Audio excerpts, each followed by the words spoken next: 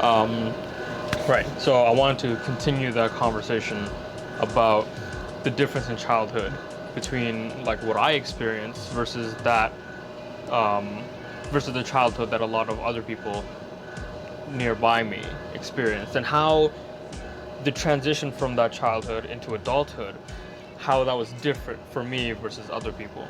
And obviously, like the golden rule that everyone loves talking about is, don't compare yourself, don't don't compare yourself, don't get caught up with what other people are doing, focus on yourself. Like, that's all great, that's absolutely great, right?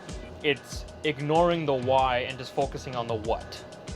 And you know what, to some extent I feel like that's okay for a lot of people, for them to just ignore the what and just focus, or sorry, to ignore the why and focus on the what.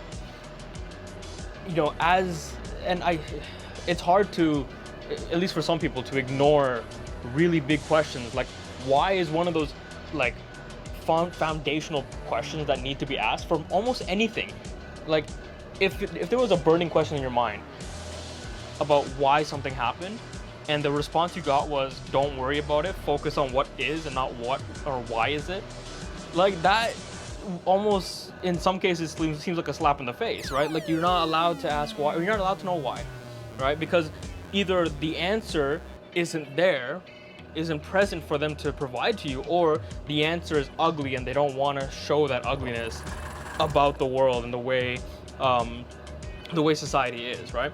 So I would love to ask why certain things happen the way they did, right? And I don't even care if I don't get an answer, or the perfect answer, or the true answer. I would just want like some sort of, step forward in the direction of, let's at least open the discussion as to why, right?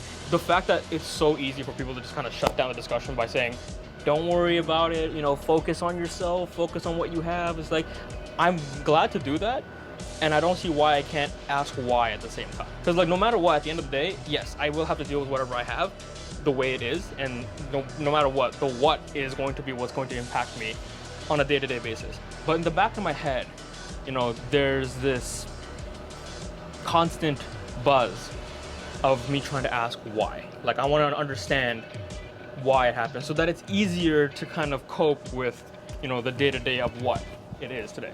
So time to put some more specificity on all of that.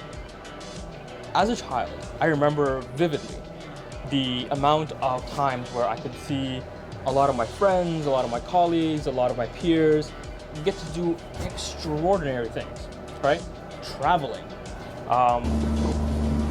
social gatherings, and pre-pandemic times, social gatherings, concerts, and XYZ, and